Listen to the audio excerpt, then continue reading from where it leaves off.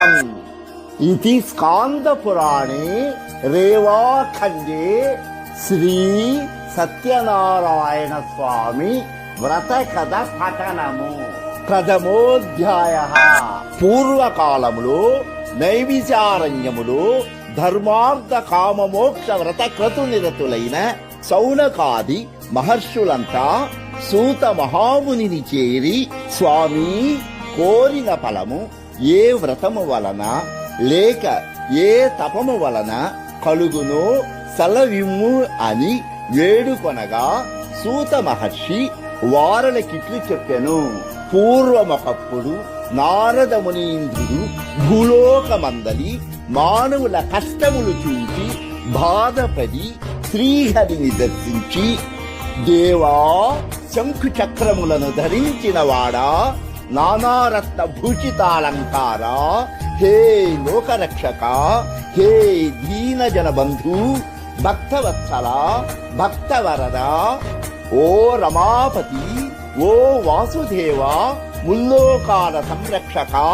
భూలోకములందరి మానవులు నానా బాధలు అనుభవిస్తూ పాపకర్ములై పరితపిస్తున్నారు. ముకుంద, మాధవ, హే మధుసూదన,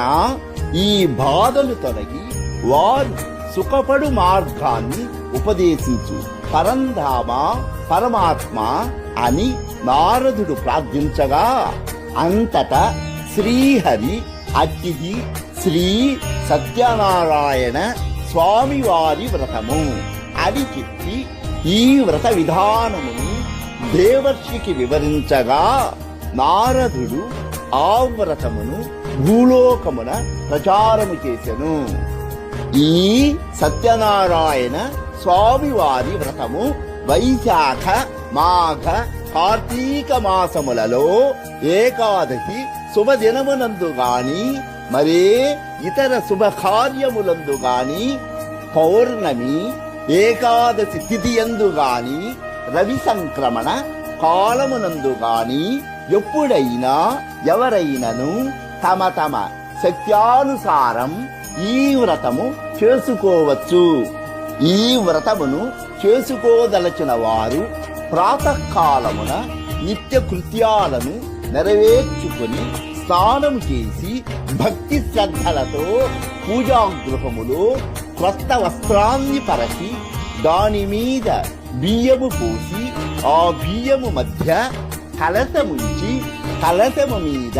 కొబ్బరికాయ ఉంచి, ఆ కొబ్బరికాయ మీద ముక్కో